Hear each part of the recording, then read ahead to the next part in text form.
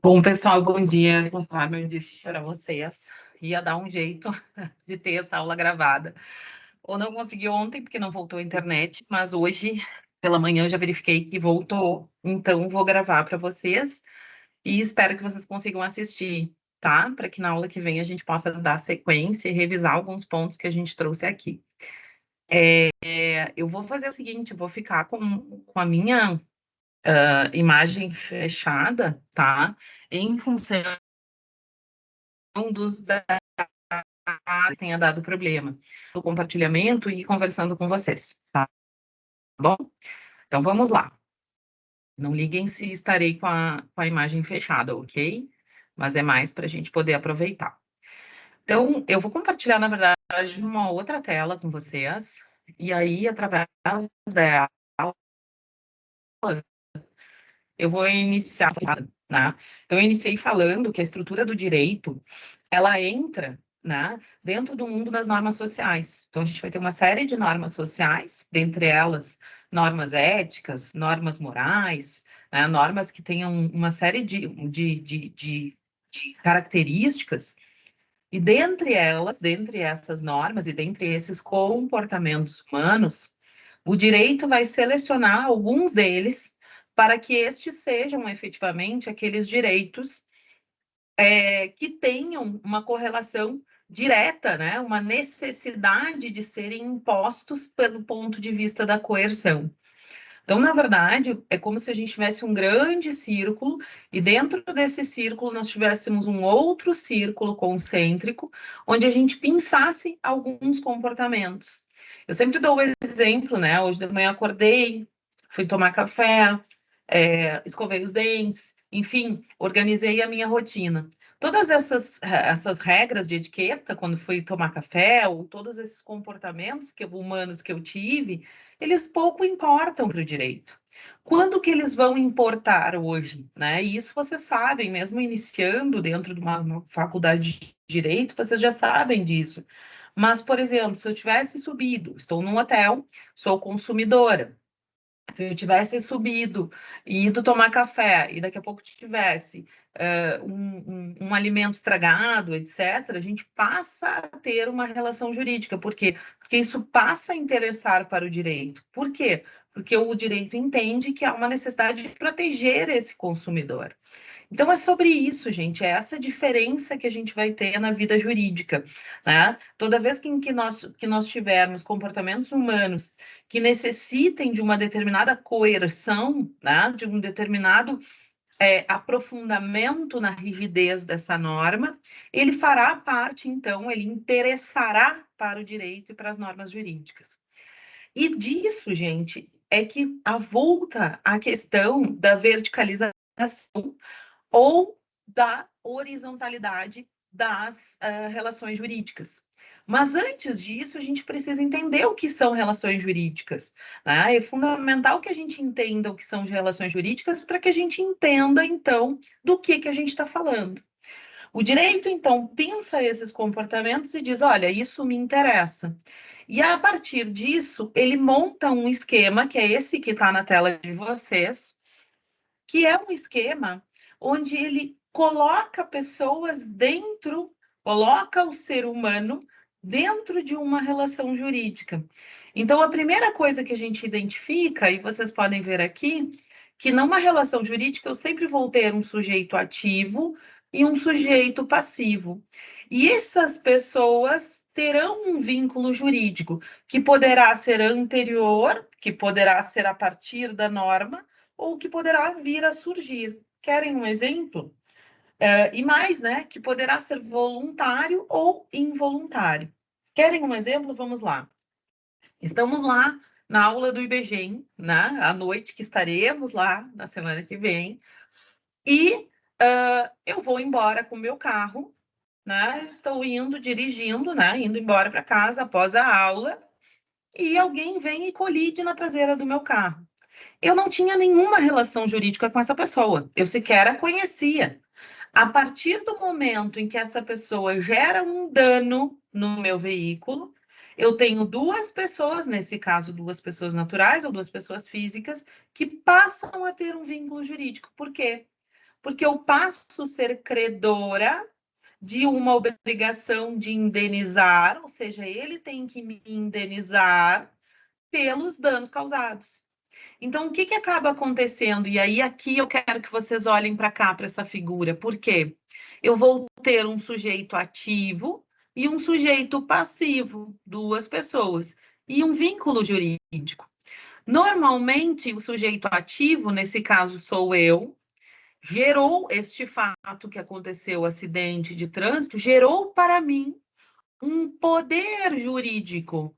Ou seja, o que que gerou aqui? Gerou um direito subjetivo meu. Eu vou escolher se eu quero cobrar daquele indivíduo esta obrigação de indenizar. Porque eu posso ir embora para casa e dizer que não foi nada? Ah, foi só uma coisinha, não tem problema, não vou acionar o direito, aspas. Posso fazer isso. Mas, se eu quiser acionar e dizer, olha, o senhor tem que me pagar, eu tenho esta faculdade, por isso facultas agendi. Eu tenho o poder jurídico, portanto, o direito subjetivo de exigir que seja indenizado aqueles danos relacionados ali. E isso, gente, faz com que, nessa mesma toada, seguindo esse círculo aqui, este sujeito passivo, ou seja, este indivíduo ao qual eu vou exigir, então, esta indenização, ele tenha um dever jurídico, porque só através deste dever jurídico, e por isso que isso é um círculo que se completa, somente através deste dever jurídico é que eu posso exigir. Querem ver qual é a norma que diz isso? E vocês vão ver isso na vida jurídica lá diante de vocês. Só estou dando um exemplo. Porque existe uma norma agendi, existe uma lei, existe uma norma que diz que ele deve indenizar. Querem ver ela? Vamos lá. Se a gente for para o artigo 186 do Código Civil, que nós não vamos estudar aqui, é mais para termos um exemplo para falarmos em relação jurídica, ele diz o seguinte, olha lá, ó, atos ilícitos, que foi o que ele cometeu. Ele cometeu um dano, ele cometeu um ilícito contra a Viviane, que estava ali dirigindo bonitinho, indo embora para casa. Muito bem.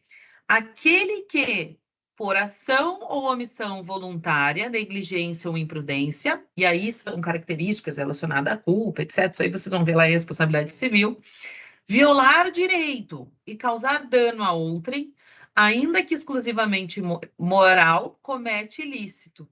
E aí, o que que diz aqui? O que que diz aqui? Que, a partir disso, eu tenho o dever de exigir.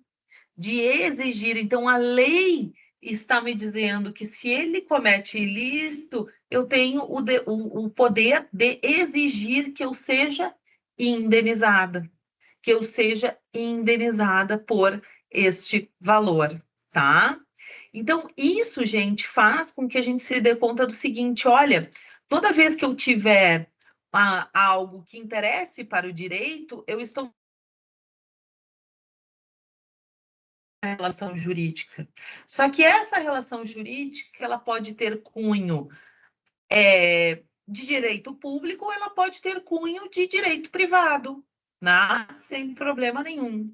Então tá lá, ó, noções básicas de direito, conceito, né? Aquilo que é reto, aquilo que vem da norma, né? Como nós estávamos dizendo. Os ramos, isso aqui também vocês vão ver um pouco mais à frente. E aqui para vocês lembrarem, ó, o direito objetivo ou norma agente é sempre a norma, ou seja, sempre o ditame. Ali para nós é o 186 que está nos dizendo que comete um ato ilícito, tá? E o direito subjetivo é a minha faculdade, no caso, Viviane, a faculdade que eu tenho direito facultativo ou subjetivo, tá? Muito bem. Isso, gente, faz com que nós tenhamos uma proposição um pouquinho diferente. Por quê? Né? E por que que isso é tão importante? Porque nós vamos ter uma estruturação que vai subdividir o direito entre normas de direito público e normas de direito privado. Por que isso é tão importante, gente? Eu já volto para cá nessa outra definição. Eu vou para os nossos casos, até para corrigi-los, porque nós combinamos isso. Nesse processo de verticalização ou de horizontalidade, eu vou ter o quê? No direito público, genuinamente, esta mesma relação jurídica que eu mostrei para vocês, ela será normalmente entre o Estado e abaixo dela um particular. Querem um exemplo bem simples? Dois exemplos, duas áreas que são muito comuns para nós. Quando nós compramos um veículo, esse mesmo veículo que sofreu acidente, vamos lá, vamos usar o mesmo veículo. Sofreu não, né? O mesmo veículo que estava envolvido no acidente. Esse mesmo veículo, para que eu possa circular com ele na cidade, na estrada, etc., eu tenho que pagar um imposto, né? O chamado IPVA, vocês conhecem, já ouviram falar. Esse imposto, ele não é devido ao particular, ele é devido ao Estado. Então, essa relação jurídica também é uma relação jurídica no mesmo formato que eu mostrei para vocês. Por quê? Porque o Estado tem o dever por lei, ou seja, o direito subjetivo por lei de fazer a cobrança. Só a única diferença é que no poder público ele não pode optar, não é facultativo, em regra. Ele vai sempre atender à lei. Então, tudo aquilo que a lei determinar deverá ser feito pelo poder público. E aí o poder público vai cobrar do particular, o qual se torna devedor, ou seja, ele tem que, por uma norma, por uma lei, ele tem que cumprir essa lei e fazer esse pagamento. Isso é direito público. Da mesma forma que no crime, né? Demos um exemplo ontem, ainda no pouquinho que a gente conseguiu conversar, do matar alguém. Então, toda vez que eu tenho uma conduta, um comportamento humano que seja caracterizado como crime, e para isso eu preciso ter uma lei, eu terei uma sanção correspondente. Então, eu terei um preceito que é matar alguém. Se eu fizer isso, eu terei uma sanção correspondente. O que eu estou dizendo com isso? Que o Estado, que compete ao Estado vertical, criminalizar essas condutas e processar e punir esses indivíduos, aplicar essas sanções àqueles particulares que vierem a cometê-la. Então, isso faz com que a gente tenha uma clareza dessa ideia de verticalização. Relações jurídicas de direito público, né? Relações jurídicas que sejam entre Estado e particular. Diferentemente, são aquelas relações que eu vou ter uma horizontalidade, ou seja, esse exemplo lá do acidente de trânsito da prof, o indivíduo, quando saiu da aula, e isso é inverídico, tá, gente? Não aconteceu ainda, tomara que não, bate na madeira, né? Mas esse acidente, ele é entre particulares. É o exemplo do casamento também, né, gente? Quando as pessoas se casam, elas casam porque querem. É algo entre particulares. Qual a diferença? Porque são relações horizontais. Horizontais. E aí, gente, vem uma questão que vocês já têm que acender uma luzinha aqui. Toda vez que eu falar em relações horizontais ou em relações que sejam de direito privado, diferentemente das relações verticais lá entre Estado e particular, eu não vou ter que fazer tudo aquilo que a lei determina. É o contrário. Eu terei mais liberdade. Eu posso comprar o que eu quiser, eu posso casar com quem eu quiser, etc. Mas existem alguns limites na lei. Então, o que o direito privado faz? O que nas relações horizontais o direito diz? Ele diz, olha, nas relações jurídicas horizontais, lá de direito privado, você pode fazer tudo aquilo que a lei não proíbe. Ou seja, lá no direito público, eu tenho que fazer tudo aquilo que a lei permite. Ou seja, para eu dar um passo, para eu cobrar um imposto, para eu criminalizar uma conduta, eu preciso de lei anterior. Senão, eu não faço nada, o Estado não faz nada. Mas, no direito privado, nas relações horizontais, eu posso sim ter uma maior autonomia, uma maior liberdade. Eu posso criar uma empresa, eu posso casar, eu posso me hospedar no hotel que eu quiser, inclusive, de preferência num que tem internet boa, né, da próxima vez, né? Mas o que é importante, brincadeiras à parte, né, que eu faça tudo aquilo que a lei não proíbe. Ou seja, eu posso fazer o que quiser desde que a lei não proíba. Então, diferentemente nas relações horizontais, eu terei o quê? Eu terei uma limitação menor da lei, eu não dependo da lei, mas eu tenho que segui-la na medida daquilo que ela está propondo. Por que isso é importante? A gente vai ver daqui a pouco. Vocês vão entender o passo a passo e entender por que isso é importante. Mas a primeira coisa que eu quero que vocês entendam na aula de hoje, para a gente avançar, é justamente esses casos práticos. Vocês viram que esses eram casos práticos de Portugal, né? Devem ter observado que está um pouquinho diferente, mas eu acabei aproveitando porque é um material da Almedina muito bom. Aliás, eles têm materiais muito bons em Portugal. Muitas vezes até melhores do que temos por aqui.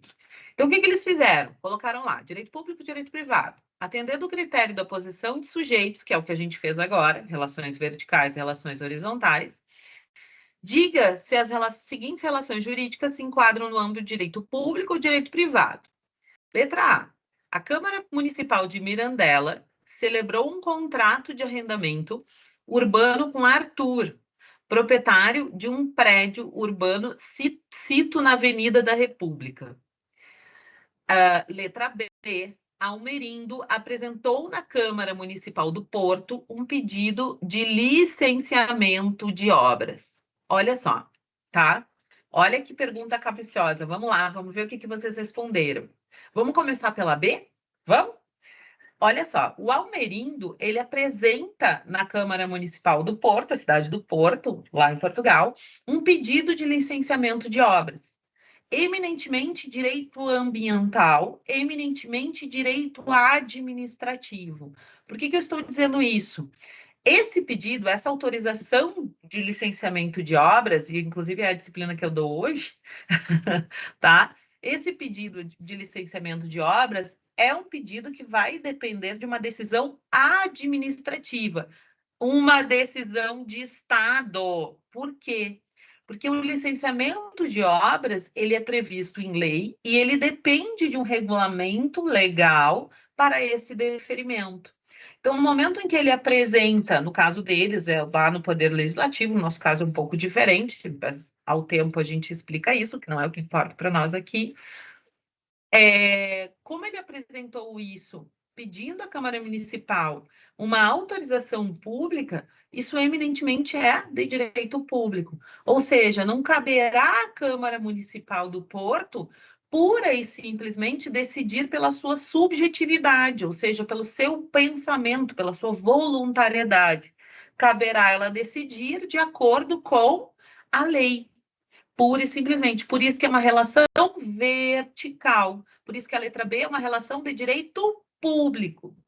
Já a letra A, nós vamos ter uma Câmara Municipal, pessoa jurídica, direito público, ok, celebrando um contrato de arrendamento com um particular. Neste caso, gente, esse contrato de arrendamento urbano é um contrato civil, é um contrato de direito privado. É neste caso e para este fim, e aí a gente já acende uma luzinha, né? Porque nem sempre, e a gente vai ver pessoas jurídicas mais à frente, mas nem sempre que nós tivermos uma pessoa jurídica de direito público envolvida em uma relação jurídica, nós teremos necessariamente uma relação de direito público. Nós podemos ter, como temos aqui, uma relação horizontal, uma relação de direito privado. Por quê? Porque, neste caso, a celebração desse contrato de arrendamento vai seguir as normas de direito privado. E, neste caso, essa relação contratual, ela será como se fosse entre particulares, tá? Então, neste caso, na letra A, estamos falando de direito privado, tá? Depois, minha gente, olha lá, ó. Enuncie os seguintes ramos se são de direito público ou privado. Vamos lá. Direito fiscal para eles, gente, é o direito tributário, tá? Então, direito tributário para nós. A gente não costuma falar em fiscal, eles usam muito essa expressão, né? O fiscal, a fiscalia, etc. Tá? Vamos lá. Direito fiscal, direito tributário, como eu disse para vocês, e Estado, né? Direito público. Direito penal, direito público. Direito administrativo, vou pular o comercial que já falamos. Já vamos falar. Direito administrativo, direito público, direito constitucional, que vocês estão vendo, direito público. Já o direito comercial, o direito da família, o direito das obrigações, o direito das sucessões e das sociedades comerciais, ou o direito comercial ou empresarial, que é como se diz aqui no nosso código, serão direitos privados, ou seja, serão direitos onde nós teremos relações horizontais, via de regra. Por quê? Porque essas relações serão relações entre particulares. Direito da família, por exemplo, que se refere às relações de divórcio, de casamento, de guarda, de filiação, né? Os direitos das obrigações, como nós comentamos agora há pouco, obrigação de indenizar, obrigação de dar, né? Toda a questão contratual, os direitos das sucessões que envolvem o inventário, testamento, né, etc. Então, tudo isso são relações que, inclusive, estão no nosso Código Civil. Lembra que eu disse para vocês que o código é dividido em partes geral, que é o que a gente vai estudar, e parte especial. Estes nomes que estão ali, direitos das obrigações, direito empresarial ou comercial, direito da família, etc., são partes da parte especial, são títulos da parte especial que nós vamos ter dentro do Código Civil. E, portanto, e pela sua própria característica, são de direito privado, tá bem? Então, aqui mais para vocês olharem. E a última questão que vocês trouxeram, olha lá, né? Que eles trouxeram aqui para a gente poder verificar. Ele diz assim: atente nas seguintes relações jurídicas. Número 1, Bibiana, nutricionista, constitui uma sociedade unipessoal. Aqui, depois vocês vão ver que a gente não tem mais a sociedade unipessoal, mas a gente vai falar sobre isso. Por cotas, cuja firma é 100% energia, nutrição, desportiva, unipessoal, LTDA. Inciso 2. Clarindo fez um testamento instituindo como herdeiros Darcília e Eleutério.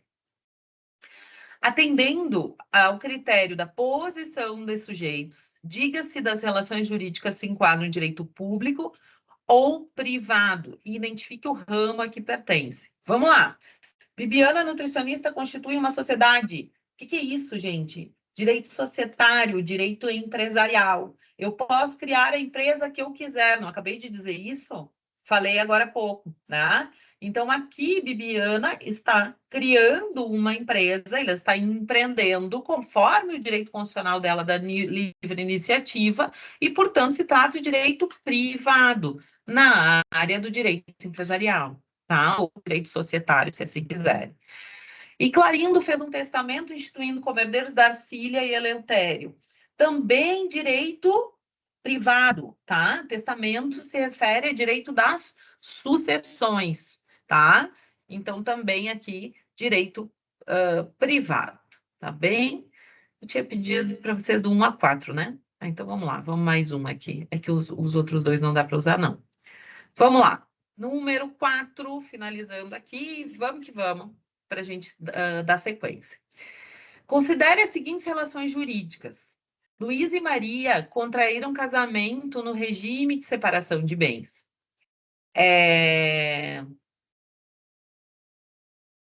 Paulo celebrou um contrato de trabalho com a sociedade Prime Designs Limitada. O grupo parlamentar do Partido Social Democrata apresentou, em 12 de março, tanto não interessa, a seguinte proposta legislativa, projeto de lei tal que aprova o regime jurídico de munições e armas. Enquadra as relações jurídicas e a iniciativa parlamentar em direito público ou privado e identifique o ramo. Vamos lá. Luiz e Maria contraíram casamento no regime de separação de bens, direito da família, direito privado. Lembra? Eu posso casar com quem eu quiser, desde que eu não fira a lei, relação horizontal. Paulo celebrou um contrato com a sociedade Prime Design, ou seja, eu tenho um sujeito ativo e um sujeito passivo. Nesse caso, uma pessoa natural, uma pessoa física e uma pessoa jurídica, que a gente vai ver quem são lá na frente. Tá? Ele celebra um contrato de trabalho, uma relação trabalhista. tá? Em princípio, se trata de direito privado, embora esse seja um dos casos que a gente tem aí um sistema um pouco híbrido, né? A partir da própria reforma trabalhista, enfim, onde tem algumas normas que são mais voltadas para o direito público, mas em princípio, direito privado, tá? E aí, direito trabalhista. O grupo parlamentar, então, apresenta a iniciativa legislativa que aprova o regime jurídico de armas e munições, eminentemente direito público, tá? Então, uma iniciativa legislativa que aprova o regime jurídico, assim como nós temos aqui no Brasil, por exemplo, o Estatuto do Armamento, tá? Então, como é pensado, como é trazido isso dentro do sistema e tem toda a questão de verticalização e institucionalização via o Estado, tá bem? Então, 4 casos corrigidos aqui, missão cumprida, vamos para o próximo, ok?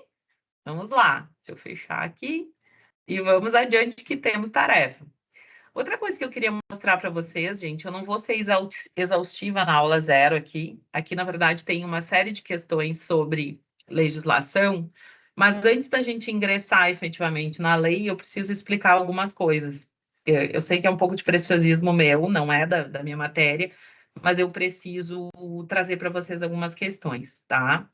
Quando a gente fala em lei, na verdade, quando a gente fala em fontes do direito, porque daí vocês vão me dizer, tá, professora, mas o direito tem uma série de outras fontes que não só a lei. Até vou mostrar o slide aqui, só para vocês verem. Como eu disse, eu não vou me estender, mas só para vocês entenderem. Sim, tá? Normalmente o direito vai ter como fontes diretas a lei, no seu sentido mais lato, tá? Que é, por exemplo, o Código Civil, a Lei de Introdução às Normas de Direito Brasileiro, que são as leis que vocês estão tendo contato agora. Vai ter também o costume também é algo importante dentro da estrutura, e vocês vão ver pela própria estrutura da Lei de Introdução às Normas de Direito Brasileiro, que a gente vai ter um atendimento às questões relacionadas ao costume, e indiretas, que será a doutrina e a jurisprudência. A jurisprudência é aquilo que decidem os tribunais. Depois, na aula que vem, eu ensino vocês a verificar aí e espiar a jurisprudência. Então, o direito, na verdade, é um arcabouço de fontes, né? Onde prima-se pela legislação. E por que que eu digo isso, né? Por que que eu trago isso para vocês? Porque a gente vai examinar uma lei e a gente precisa entender onde é que ela está, até porque a gente vai falar daqui a pouco mais, e eu coloquei isso no quadro, em constitucionalização do direito civil ou constitucionalização do direito privado como um todo. E aí, por isso, gente, eu quero apresentar para vocês essa questão da hierarquia das leis, tá? Então, aqui, isso aqui é super importante, que é o que a gente chama de pirâmide kelseniana. Vocês vão ver isso em introdução ao direito, vão ver isso em direito constitucional, enfim, eu vou pincelar isso para que vocês tenham essa noção. Então, por que que essa pirâmide existe? Para colocar justamente a Constituição Federal lá no topo. Então, toda vez que a professora fizer um gesto com a mão, dizendo assim que a Constituição irradia, né, as suas questões, como eu disse na aula presencial que nós tivemos, dizendo que os direitos fundamentais vão se irradiar sobre a legislação, é sobre essa pirâmide que eu estou dizendo. Por quê? Porque essas normas que estão na base da pirâmide, mesmo que elas sejam leis, como a gente vai ter aqui, leis complementares, ordinárias, delegadas, e aí vocês vão ver isso em direito constitucional, essas leis, elas nunca podem contrariar aquilo que está em cima. Sejam as emendas constitucionais, dentro de um bloco de constitucionalidade aqui, né? Seja a própria Constituição Federal. Então, a lei, ela nunca vai contrariar aquilo que diz aqui, ah, não, mas eu vou fazer uma lei diferente. Ah, mas se ela contrariar algo que está dito na Constituição, ainda que de maneira mais aberta, de maneira principiológica, ela será inconstitucional, tá? Ela não deverá ser aplicada. Então, isso é super importante, gente, porque abaixo disso a gente vai ter o quê? Os decretos regulamentadores, as resoluções, etc., que são o que a gente chama de exercício do poder regulamentar. Ou seja, aquilo que a lei não disse ou não explicou bem, eu vou tentar explicar através desses regulamentos. Só que também esses regulamentos não podem contrariar a lei.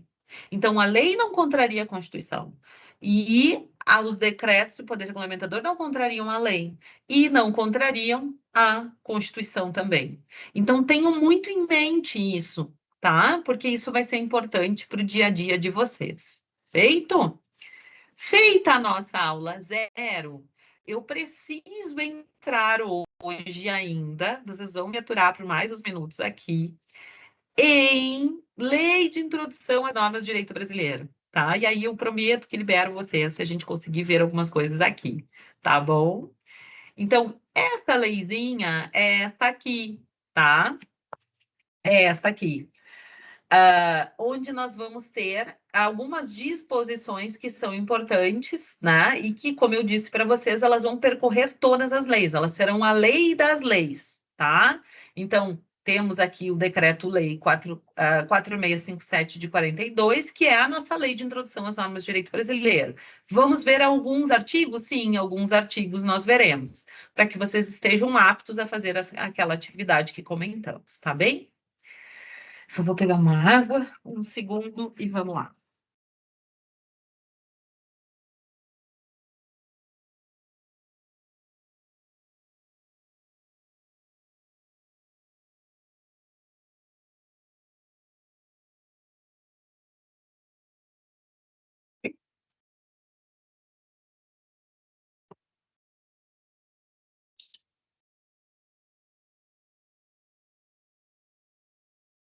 Vamos lá.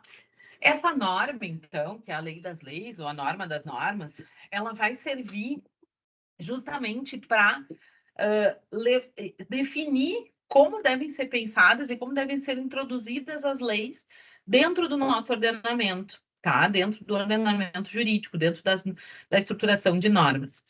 E aí ela tem algumas funções, tá? Ela a vigência dessa norma. Ou seja, quando uma lei é colocada, é posta, é aprovada no Senado, no Congresso Nacional, desculpa, e depois disso ela é sancionada pelo presidente da República, que é o chefe do Poder Executivo, e vocês vão ver isso em direito constitucional, essa lei ela nasce para ficar, para seguir, né, para ter continuidade dentro do tempo. E aí, sobre isso que a gente vai falar, como ela vai funcionar.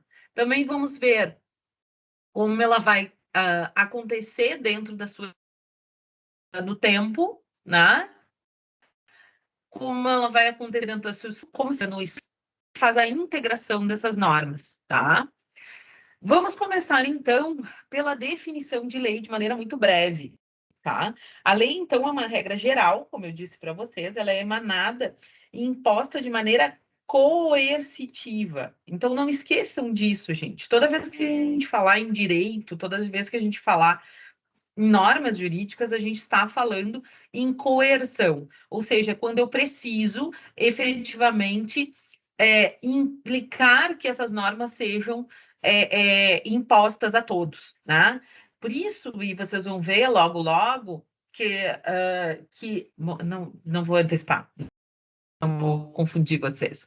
Então, essa força obrigatória, essa força de imperatividade, ela vai subdividir as nossas normas em normas que são cogentes ou de ordem pública e normas dispositivas, ou seja, as normas supletivas ou interpretativas quando houver necessidade, tá? Essas normas cogentes, então, elas não podem ser alteradas de formas particulares, ou seja, a gente não dá liberdade, a lei não dá liberdade para que se tenha uma alteração efetiva dentro dos comportamentos humanos.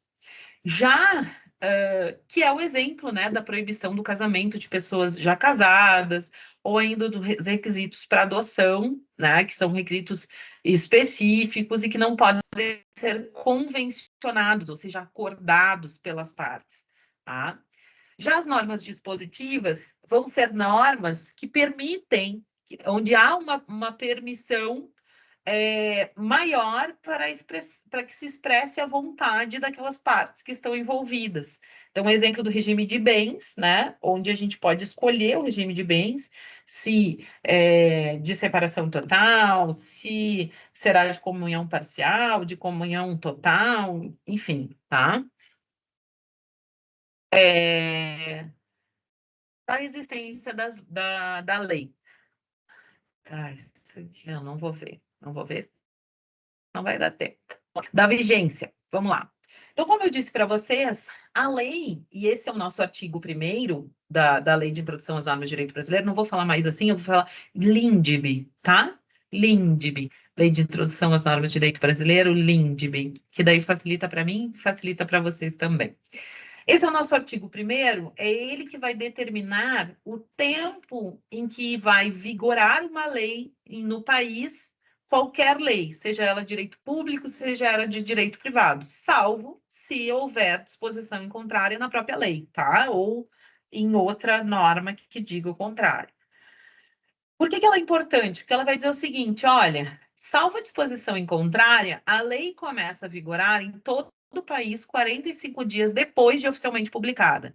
Então, você publica a lei da transparência, né? Ou seja, da publicidade lá no Diário Oficial da União, no Diário Oficial do Estado, enfim, a depender da espécie legislativa que estivermos falando, e se entende que, após 45 dias, se não houver outra disposição, se a lei não disser diferente, após 45 dias se considera aquela lei obrigatória, se considera aquela lei, como nós dizemos. Esse período entre a publicação da lei e a entrada em vigor, ele se chama vacatio legis, férias da lei. Por que isso, gente? Porque se entende que há uma necessidade de haver um período para que as pessoas se adaptem, para que as pessoas se acostumem com aquela nova legislação. Então, não posso do dia para a noite dizer assim, está aqui publicada a lei obrigatória, todo mundo tem que cumprir, todo mundo tem que saber. Não, eu preciso ter uma limitação, preciso de um tempo para que isso aconteça, tá?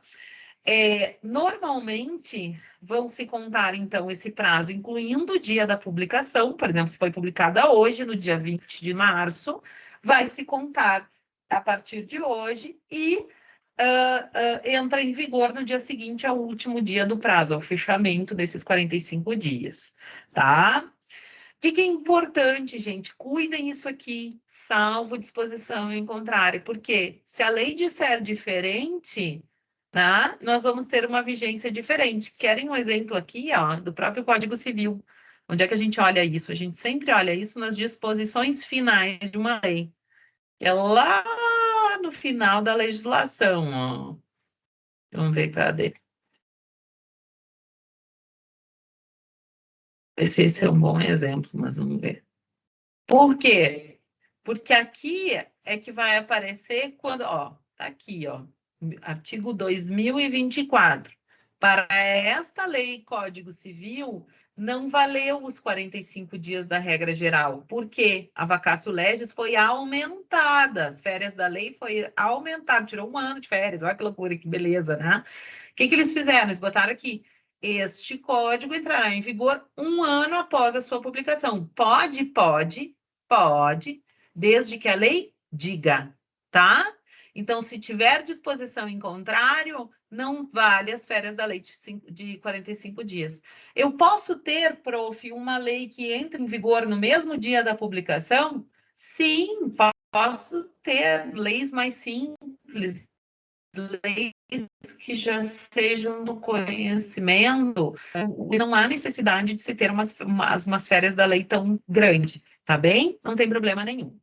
No parágrafo 1º, ele vai dizer assim, nos estados estrangeiros, a obrigatoriedade de lei brasileira, quando admitida, se inicia 3 meses depois de oficialmente publicada, tá? Então, nos estados estrangeiros, essa obrigatoriedade se amplia, tá? Então, quando a aplicação for extraterritorial, ou seja, fora do Estado brasileiro, isso pode acontecer, existem hipóteses, e vocês vão ver isso lá em Direito Internacional Privado, tá? O artigo 7º, especialmente desta leizinha, vocês vão ver lá, e vocês vão ver que existe essa possibilidade. Por enquanto, vocês precisam saber isso, que nos Estados estrangeiros, essa obrigatoriedade da lei se inicia 3 meses após a publicação formal, tá? Gente, existe uma diferença entre o que a gente chama de validade formal e validade fática. Por quê? Porque formalmente essa lei pode estar publicada e estar em vigor, né? Formalmente ela está ali.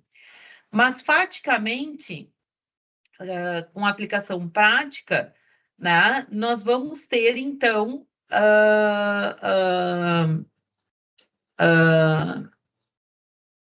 com o final da vacatio legis, tá?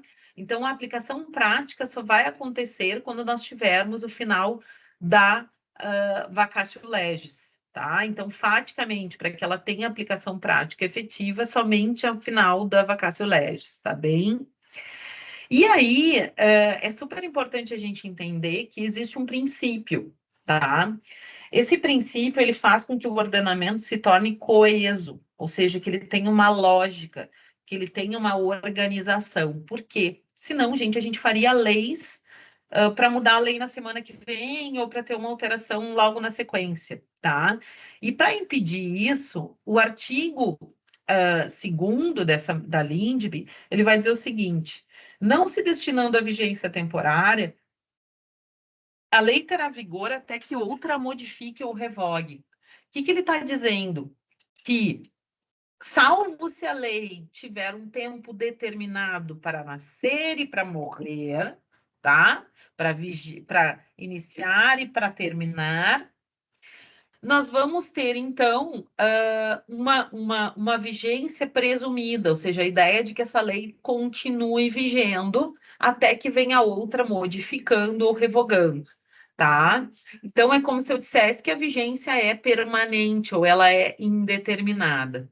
Por quê, gente? Senão não teria sentido, né? A gente teria um ordenamento onde a gente teria uma instabilidade muito grande. Então, a gente precisa ter essa segurança. E essa situação, então, só vai se modificar em 2 grandes casos. A lei temporária, ela vai acontecer quando nós temos efetivamente um termo final prescrito, né? Que é o exemplo da lei da Copa. Não sei se vocês se recordam, vocês são jovens, né? Mas nós tivemos a lei da Copa, por exemplo, a lei da Copa do Mundo, que instituiu uma série de regramentos justamente para aquele período. E essa lei, ela tinha uma vigência específica. Ela dizia, olha, isso vai do dia tal ao dia tal, né? E ali ela se cessa e se termina, né? A mesma coisa, medidas provisórias, ou tivemos a legislação da CPMF, etc. Ou ainda em situações de calamidade. Então, também nós temos legislações que são trazidas, a gente viu agora também calamidades acontecendo e leis nesse sentido. A própria lei da Covid também, né, teve vigência temporária durante essas situações. Então, quando cessar o motivo gerador daquela lei, aquela lei também passa a ter a sua vigência encerrada. E por isso essas legislações, elas são tidas como autorrevogáveis, ou seja, elas se terminam, elas se findam. Qual a regra? A regra é viger.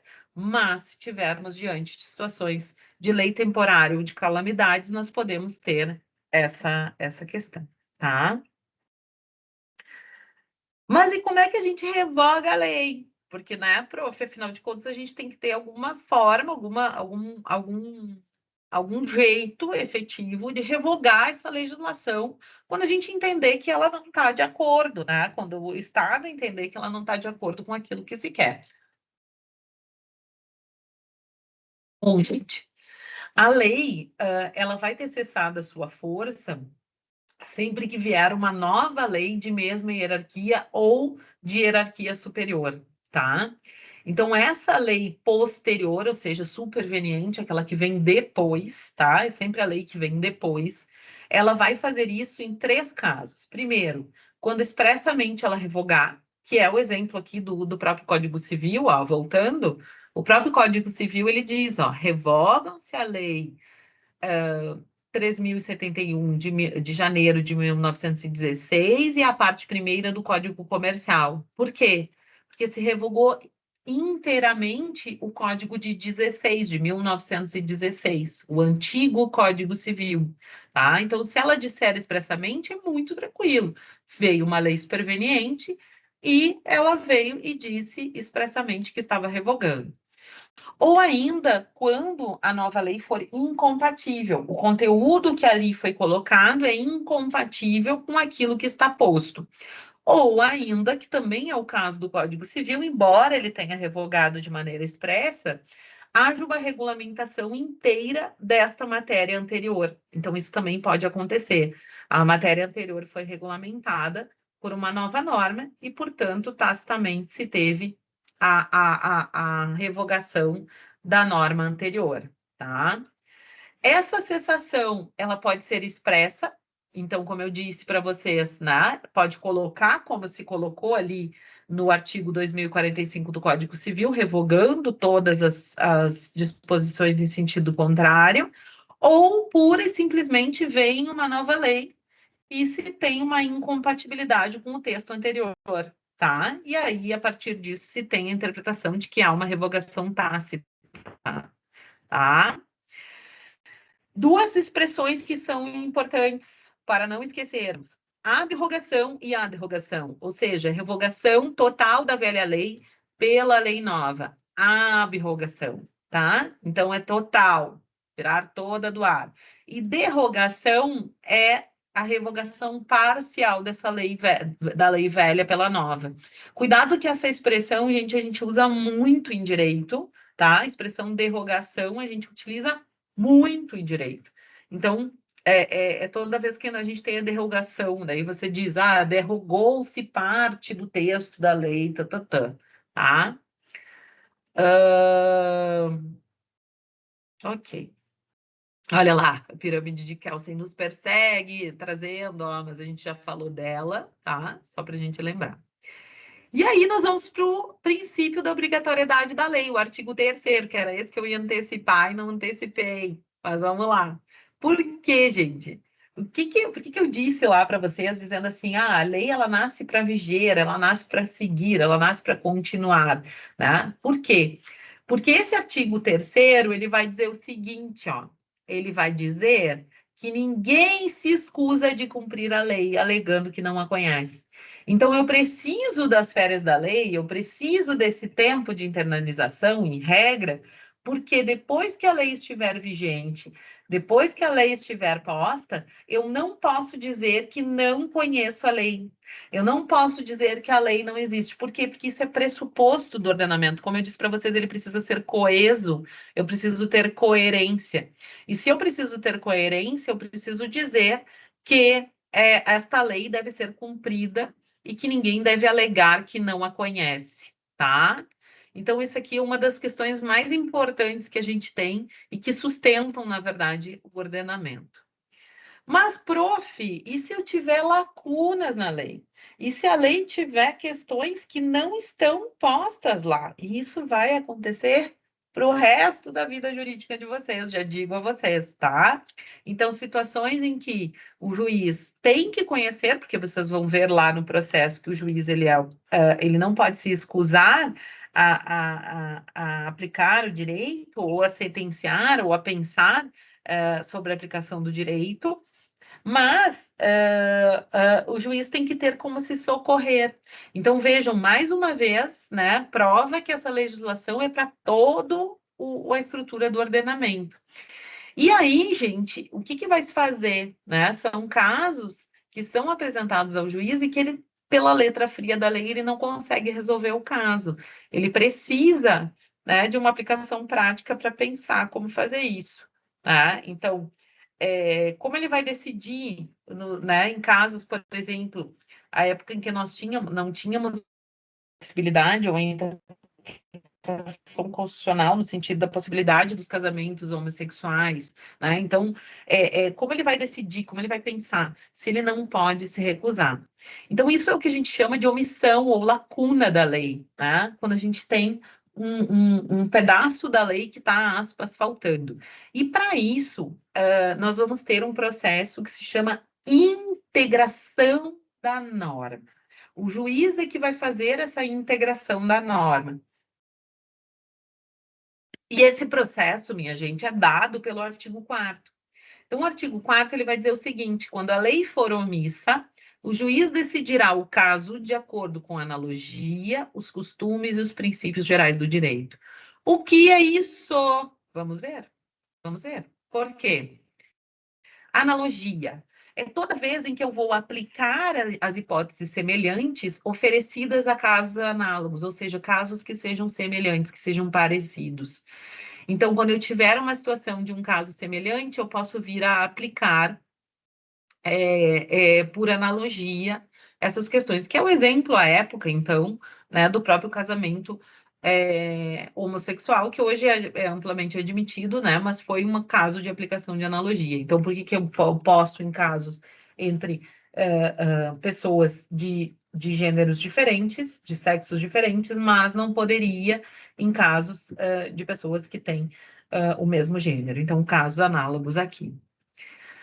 Ou ainda os costumes, que se referem ao uso reiterado e uniforme de uma prática, ou seja, é algo que vem da sociedade, que é reiterado, que a gente é convicto dessa obrigatoriedade, né? Que é o exemplo do passar no sinal vermelho, né? Então, era bastante comum isso, as pessoas, ainda em cidades maiores, né, por medo da violência, etc., por vezes, passam o sinal vermelho, então tem o hábito de fazer isso. Né? E aí isso não pode ser considerado contrário, mas sim algo tido como um costume, tá? Então, nesse sentido. E os princípios gerais do direito, gente? Os princípios gerais do direito são aqueles princípios que vão decorrer de cada uma das áreas, né? Então, cada uma das áreas do direito vão ter uma série de princípios, né? Que vão prever aí questões que sejam importantes, para além dos princípios trazidos pela própria Constituição, o princípio da dignidade da pessoa humana, o direito à vida, o princípio do direito à felicidade, a gente vai falar um pouquinho disso na aula que vem, o princípio do hipossuficiente em relação ao direito do trabalho. Então, toda vez que tiver uma principiologia, por quê? Porque os princípios, diferente das regras, e vocês vão ver isso também em Introdução ao Direito, os princípios eles têm uma abertura axiológica maior. Eles são normas ampliadas, que cabem uma interpretação maior do que as regras. As regras, normalmente, elas são expressas, elas trazem um regulamento um pouco mais expresso, tá? Essa questão da interpretação, eu não vou tratar, tá? Então, ela está aqui, mas eu não vou tratar, porque vocês verão isso em Introdução ao Direito. E eu vou tratar, por último aqui, sobre os conflitos da lei no tempo, que são bastante importantes, tá? Para que a gente possa, aos poucos, ir finalizando. E aí, vencemos a nossa tarefa. Isso é bem importante, gente, porque vocês vão ver que, assim como as normas nascem para viger, elas também nascem para serem válidas para o futuro, né? Se eu tenho uma perspectiva que elas nascem para viger, para seguir, eu estou dizendo que elas nascem para ter valor no futuro. E toda vez que uma lei é modificada, eu posso ter algum conflito da lei no tempo, né? Puxa, trocou a lei e agora o fato aconteceu antes e a lei é de agora. Qual lei vale, né? Se a conduta aconteceu antes dessa troca de lei. Isso é uma das questões mais comuns que a gente tem quando a gente fala, os colegas que são mais antigos no direito sabem disso e já vivem bastante isso, tá?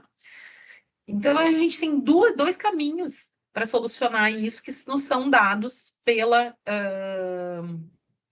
LINDB, tá? Um deles são as disposições transitórias, ou seja, lá no final da leizinha, assim como ela fala, revogam-se as disposições em contrário, ela também estabelece quais são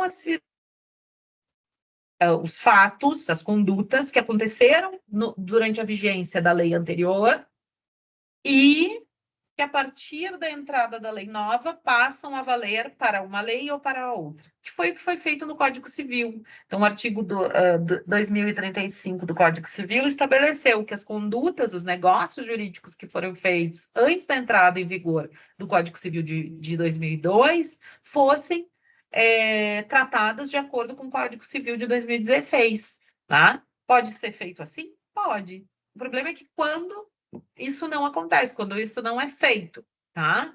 Por quê? Porque daí a gente vai ter o que a gente chama de retroatividade na norma. Essa retroatividade, ela vai dizer o seguinte,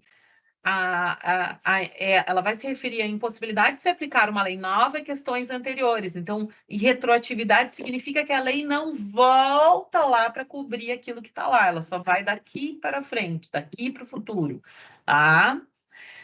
Por quê? Porque isso é o que a gente chama de assegurar a estabilidade do ordenamento, ou seja, eu preservo as situações que já foram consolidadas anteriormente. Dentro dessa regra, a gente vai dizer o seguinte, e o próprio artigo 6º dessa leizinha vai dizer assim, que o ato jurídico perfeito, o direito adquirido e a coisa julgada devem ser preservados. Então, a irretroatividade é a regra. Por quê? O ato jurídico perfeito, e vocês vão também ouvir estas palavras por muitas vezes na vida de vocês, o ato jurídico perfeito é um ato que já é consumado, ou seja, um ato que já aconteceu e já se perfectibilizou ao tempo da lei anterior. É o exemplo de um contrato de compra e venda de imóvel, o imóvel já foi entregue, o dinheiro já foi pago. Então, a relação jurídica já se perfectibilizou e já se concretizou na lei anterior. O direito adquirido é quando eu já incorporei todos os elementos ou todas as situações jurídicas, os requisitos jurídicos, me desculpem, que eu precisava para adquirir aquele determinado direito, tá? Então, eu já requeri, já implementei todos os requisitos. A única diferença é que eu não tive a perfectibilização dele, mas eu tenho direito adquirido. E a coisa julgada se trata do processo. Então, é toda vez que eu tenho um processo judicial, e a partir desse processo judicial eu tive uma decisão definitiva, chamada sentença, vocês vão ver à frente, e essa decisão definitiva, e dessa decisão definitiva já houve todos os recursos que poderiam haver, tá? Então, não há como modificar essas situações à frente. Então, a regra é irretroatividade da lei, tá?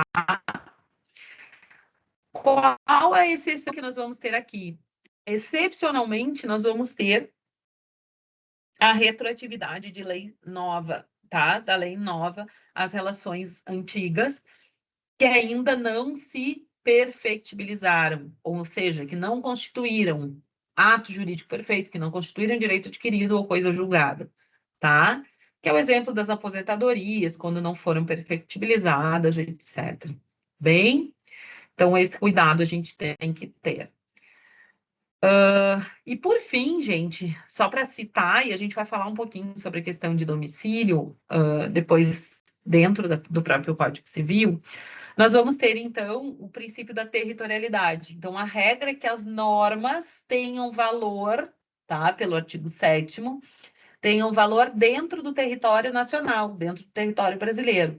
Mas nós vamos ter, eventualmente, situações em que nós tenhamos a extraterritorialidade, ou seja, que nós podemos fazer com que a lei brasileira tenha valor fora daqui, tá? Queridos, vamos lá. Vimos, então, a LINDB, temos um resumo da LINDB aqui que vocês podem ler, um resumo bem antiguinho, mas eu gosto dele até do material aqui interessante, que traz bastante as questões que vocês precisam, traz exatamente aquilo que nós falamos aqui, tá? Leiam os artigos de lei novamente, já comecem a riscar e rabiscar, porque eles são importantes, tá bem? Deixa eu fechar aqui, pelo menos dar um tchauzinho mais digno aqui para vocês. Muito obrigada, agradeço por ontem também. Vou mandar isso por e-mail e eu vou colocar também no Moodle para que vocês assistam antes da próxima aula. Um beijo, fiquem bem. Tchau, tchau.